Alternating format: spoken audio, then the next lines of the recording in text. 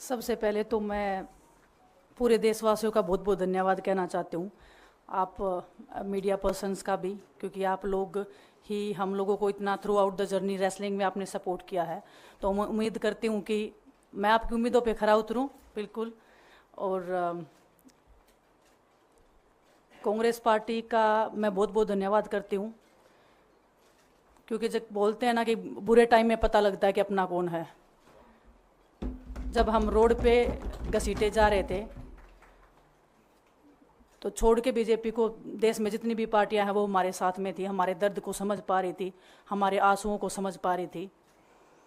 मैं बहुत proud feel कर रही हूँ कि मैं एक ऐसी पार्टी में, एक ऐसी विचारधारा में हूँ जो महिलाओं के साथ हो रहा अन्याय और उनके साथ बुरे बर्ताव के खिलाफ खड़ी है। वो लड़ाई लड़ने के तैयार है, सड़क से लेकर संसद तक।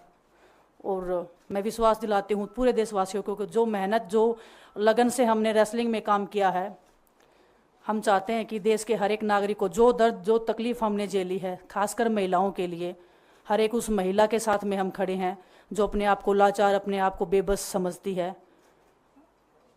रेसलिंग में मैंने पूरा कोशिश किया कि मैं जितनी भी महिलाओं को, छोटी बच्चियों को इंस्पायर कर सकती हूँ। मैं चाहती तो मैं जंतर मंतर पे रेसलिंग छोड़ सकती थी, और सभी लोग भी मान रहे थे, पूरा देश इस चीज़ को विश्वास कर रहा था, क्योंकि बीजेपी आईटी सेल ने उस चीज़ को साबित करने की कोशिश की थी कि हम चले हुए कारतूस हैं, हम ख़त्म हो गए हैं, हम पॉलिटिक्स कर रहे हैं। उन्होंने बोला मैं नेशनल नहीं खेलना चाहती, मैंने नेशनल चैम्पियनशिप खेला। उन्होंने बोला ये ट्रायल्स दे के नहीं जाना चाहते, मैंने ट्रायल्स भी दिया। उन्होंने बोला कि ओलंपिक्स लेवल तक नहीं जाना चाहते, मैं ओलंपिक्स में गई, मैं फाइनल्स में गई। अनफॉर्चुनेटली परमात्मा को कोई और चीज़ मंजूर होगी।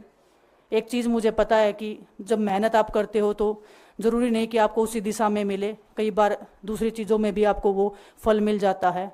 और परमात्मा ने मुझे मेरे देश के लोगों की सेवा करने का जो मौका दिया है, वो मैं मानती हूँ कि उससे बड़ा पुण्य का काम कोई नहीं हो सकता है।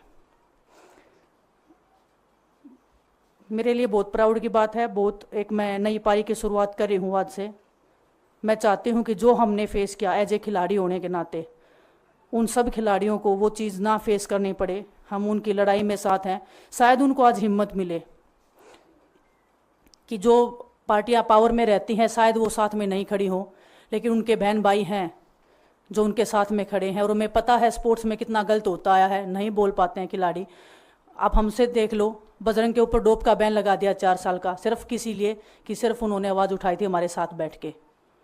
तो उसका भुगतान हम कर रहे हैं, आज तक कर रहे हैं, लेकिन हम डरेंगे नहीं, पीछे नहीं हटेंगे। जो लड़ाई थी वो जारी है, ख़त्म नहीं हुई है। कोर्ट में हमारा केस चल रहा है, वो लड़ाई भी हम जीतेंगे, ज़िंदगी की जंग भी हम जीतेंगे। खेल में जैसे हमने कभी हार नहीं मानी है, तो हम इस नए प्लेटफॉर्म पे जो आ रहे हैं, देश की सेवा का भाव, और सिर्फ बोलने तक सीमित नहीं रहेगा ये। हम दिल से हमने खेल किया है और दिल से हम ये काम करेंगे, जी जान से मेहनत करेंगे, अपने लोगों के बीच में रहेंगे। जो भी हम अपने लोगों का भला कर सकते हैं, चाहे कितना ही % हमारे हाथ में होगा, वो हम करने की कोशिश करेंगे।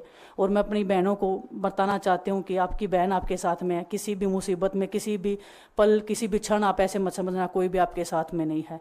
जब कोई नहीं खड़ा होगा तो मैं आपके साथ में ज़रूर खड़ी रहूँगी, कांग्रेस पार्टी आपके साथ में ज़रूर खड़ी रहेगी। ये हमने फील किया था, और मैं वादे से कह सकती हूँ, दावे से कह सकती हूँ कि बिल्कुल आपके साथ भी खड़े रहेंगे।